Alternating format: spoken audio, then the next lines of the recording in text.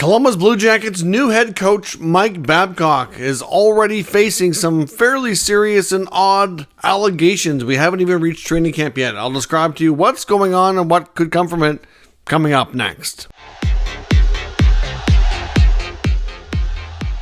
So welcome back to another video here at Top Shelf Hockey. As I mentioned, we have some interesting developments and some kind of weird things going on in Columbus with new head coach Mike Babcock. It appears as though there's already some what I would call fairly serious and kind of weird allegations against the head coach. Of course, we know Mike Babcock faced a lot of allegations in scrutiny after he was released from his contract in Toronto after they fired him.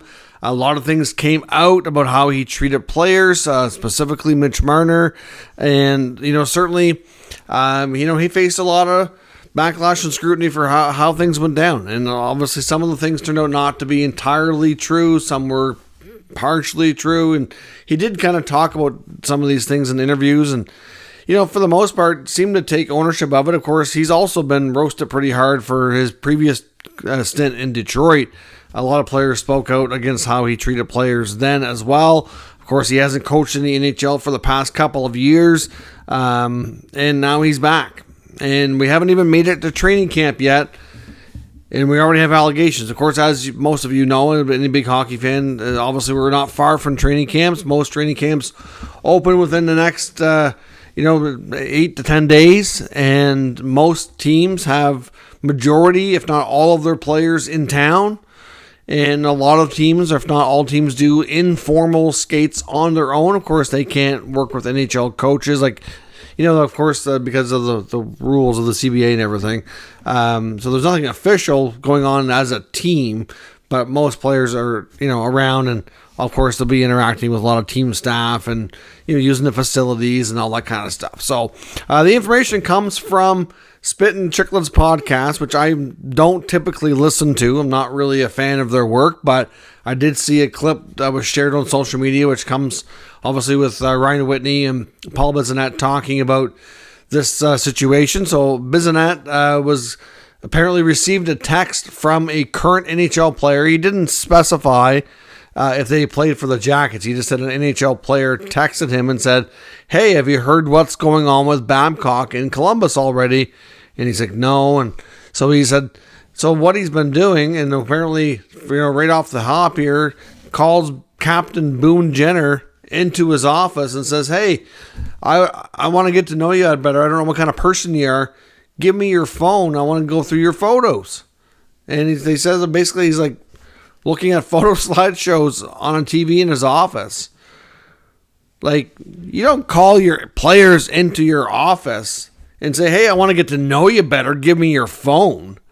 I mean, what kind of antics is he up to if this is true? Like, this is really weird. Now, Bissonnette has doubled down here and says he swears this is 100% true. Now, Columbus Blue Jackets beat writer for The Athletic, Aaron Portzline, who is one of the most plugged-in reporters and news people when it comes to the Jackets, has retweeted the Spittin' Chicklets clip and commented saying that Columbus is aware of these allegations and are looking into them, so they're basically kind of doing their own little investigation. We don't really know. He said there hasn't been any more of an official response or anything from the team. Babcock himself or the player that was mentioned on the podcast, Boone Jenner, have yet to comment themselves on the matter, and I don't know if they will. But yeah, I mean, with everything that Mike Babcock went through in the past and all the scrutiny that he faced after he was fired in Toronto, because a lot of stuff came out, and it was more than just his time in Toronto. Like I said, it was even dating back to a lot of players spoke out from his days in Detroit. He has a history of just doing some really weird stuff, and just the way he treats people has not been well received by a lot of players. Now, like anything, not everybody wants to be treated the same way. Everybody likes different forms of coaching, different forms of communication and all that. So not everybody is everybody's cup of tea, so to speak. So, I think everybody that's been in a position like his and coached that many players and have been in the public eye as much as he has, there's bound to be a few people that don't like him. That's just life. That's just natural. But the amount of people and players and people that have worked with him that have spoken out of some capacity against him to say, not good things has been quite astounding since, like I said, since he was let go by the Leafs. At one point he was highly regarded as probably the best coach in the NHL, coached Canada's Olympic team multiple times to gold medals. That's why he was chosen for that role, because he was looked upon as being the best coach in the league. It was able to handle a lot of top personalities and egos. Not an easy job. It might seem easy to give you a superstar team like that and say, hey, go win us gold. Like it's not that easy. Obviously he's got a Stanley Cup to his name, a lot of wins, but clearly there was some other stuff too that didn't come out until much later. I know the Jackets did get some scrutiny for this hire. Bringing Babcock back, a lot of people were like, "Oh, is it time for this? Is this the right move?" I know Babcock has apparently done a variety of things that he says that to kind of learn from what he's done in the past to be a better coach, and obviously, like, it's fair to say that today's generation of young players doesn't want to be coached the same way that players were coached 20, 30, 40 years ago. Things have changed. The way people like to communicate has changed. And it's just you have to adapt with the times.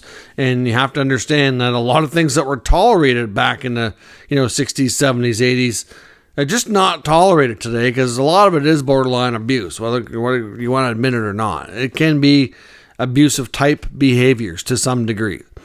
So this is going to be a developing story that we're going to have to watch. Is it possible that Mike Babcock gets fired before he ever gets started? I mean, this is absolutely crazy. I mean, you would have think that, he would have learned, and he's not been proven guilty here yet. So I don't want to speak like this is 100% true, but it's not often you hear of somebody in the news world that makes these allegations. Like Bissonnette has doubled down here saying it's 100% true.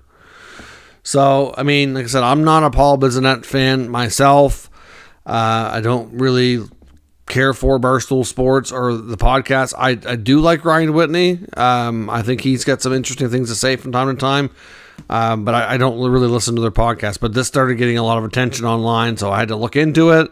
And, well, here we are. And I don't really think Biz has any reason to go on their podcast, which has a huge following, and say this kind of stuff without having some pretty hardcore, serious, things to back up his claims.